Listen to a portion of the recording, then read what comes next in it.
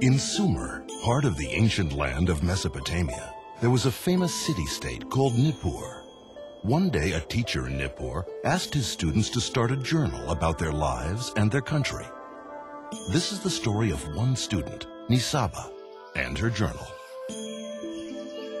Okay, here we go. Nisaba's Journal, Entry 1. Teacher wants us to write about our lives. What is my life like here in Sumer? I think I'll tell the story of my people from the very beginning. My grandfather knows all about it. He says the first thing we Sumerians did was get really good at farming. My ancestors used to make their living by hunting wild animals for food. They were constantly on the move following the herds. As they traveled, they would also gather wild berries, nuts, and greens to eat. But they often didn't know where their next meal would come from. It was a hard way to live. Then they discovered they could plant and harvest a kind of wheat they found growing wild. And they also found out how to tame wild goats and sheep and raise them for food. Grandfather calls that domestication. It meant they didn't have to hunt for food anymore. They could grow it themselves. And so my ancestors stopped wandering and stayed here. They discovered that food grows better here than almost anywhere else. That's because we're in a river valley, right between two rivers, in fact. Mesopotamia actually means land between the rivers. One river is the Tigris, and the other is the Euphrates. My grandfather says it's easy to grow food in our valley because the soil here is so fertile. And he says that is because of the mountains up north. It snows a lot up there in the winter. When the snow melts, all that water runs down into the valley and into the rivers. Then the rivers rise over their banks and flood the valley. And they dump a lot of really good dirt on the land. It's great for growing food in. So now we eat really well. We grow barley and wheat, lots of beans and fresh vegetables, and fruits like melons, dates, apples, figs, and grapes.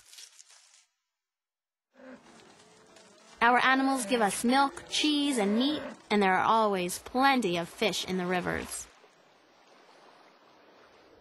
When my ancestors first started farming here, their biggest problem was never knowing when a flood might come and wash away their crops.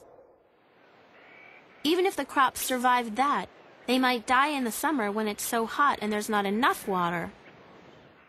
But my people didn't give up. Instead, we actually invented a way to control the river. First, we learned how to build levees. Those are big piles of earth between the fields and the river. They're too tall for the river to get over, so they prevent the floods. Then we made gated ditches around the fields, and when the crops needed water in the summer, we would just open the gates and let some river water flow in.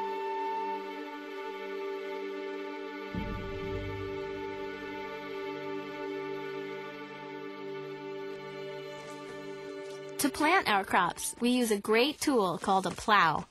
It's a Sumerian invention, and we use an ox to pull the plow, another of our great ideas. Some of our smartest people invented a calendar based on the moon and stars. My grandfather says nobody had ever thought of a way to measure time like that before. It helps us know when the floods will come. In our calendar, each year has 12 months, and each month has 30 days. Each month is represented by one of the constellations in the sky. They're called the zodiac. Our priests watch the zodiac to know which month it is. That way, they know when the floods from the mountains will arrive. We Sumerians also invented writing. My grandfather says that in the old days, nobody knew how to write. Well, if you can't write, how do you keep track of how many animals you sold last month? What are you supposed to do, paint them on cave walls? No, we're much more modern here in Sumer. We figured out how to write on clay tablets. You just take a piece of reed and cut a stylus from it. That's a sort of hard-pointed tool. You press the point into some wet clay, and pretty soon you're writing. Our style of writing is called cuneiform. With writing, you can keep records of everything you do. It's great, because then you don't have to remember it all. You also can make things permanent when you write them down. For example, we were the first people to write down our laws. But this is maybe the best thing we invented. The wheel. You'd think somebody back in the old days would have thought of it sooner, but we were the first. Before carts and wheels, we used to just drag things around. That was hard. But like I said, we're very modern here in Sumer.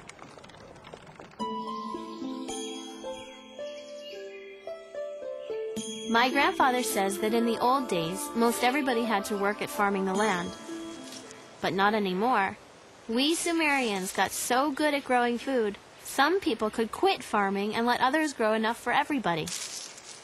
Of course, you had to be neighbors for that to work. So people settled down close to each other in villages. And the villages grew into city-states. Each city-state has its own king, and each one is sacred to one of the gods. My city-state is called Nippur. It's on the banks of the Euphrates River, and it's the most holy city in all of Sumer. Nippur is sacred to the god Enlil, our greatest god. His temple, the ziggurat, is right in the middle of the city. Our ziggurat is named Eduranki, which means the house finding heaven and earth. The ziggurat is a huge square building, sort of like a pyramid. It's made of several layers, or stories. As you go higher up, each story is smaller than the one below. The very top story is the temple, where the god lives. Around the ziggurat are houses where the wealthy people live, like priests and merchants, for instance. They live in two-story houses. Further away from the temple are one-story houses where shopkeepers and craftspeople live.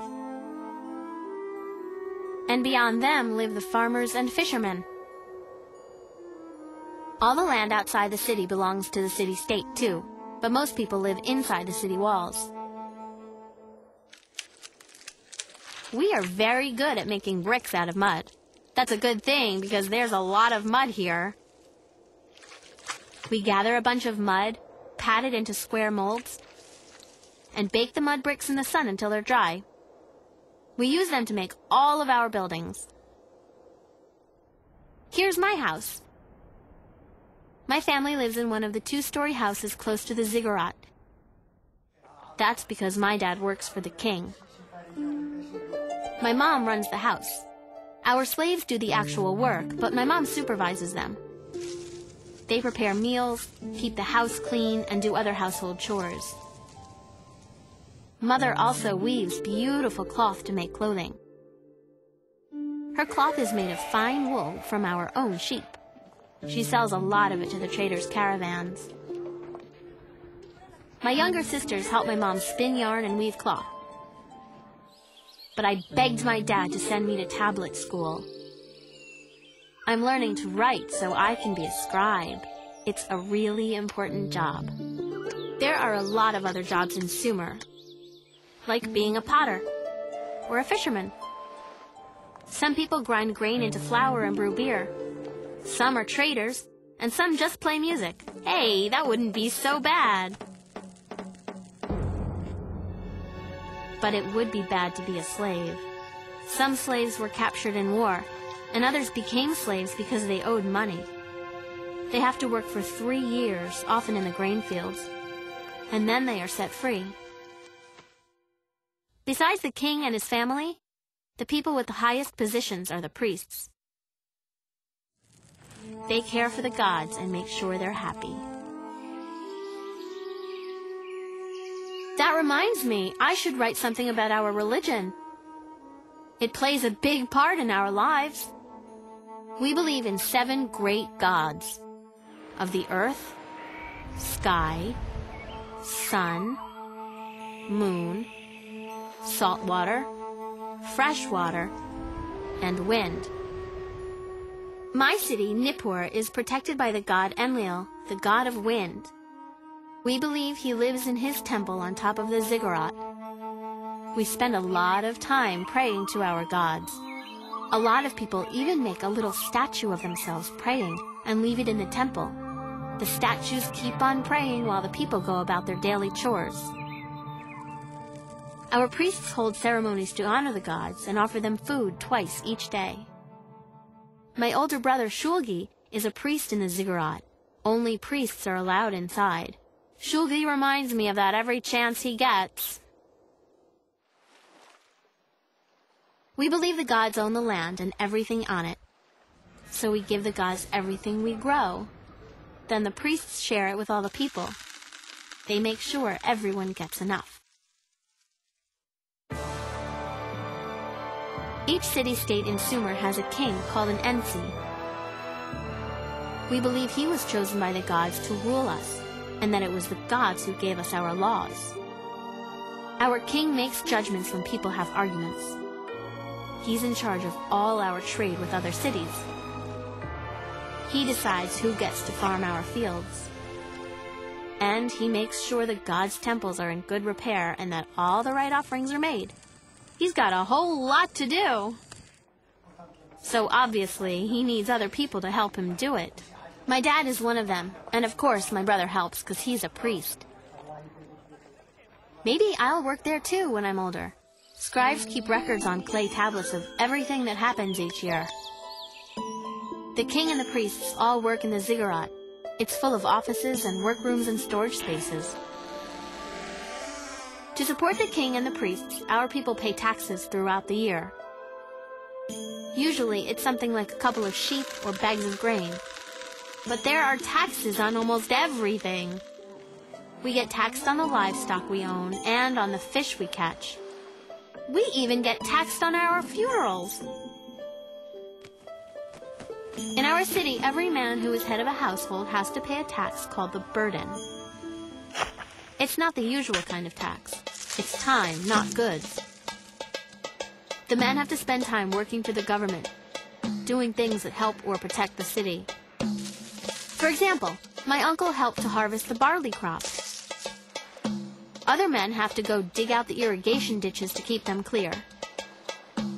Our neighbor sent one of his slaves to do his work. My dad says you're not supposed to, but people do it if they can afford it. All the taxes go to the king.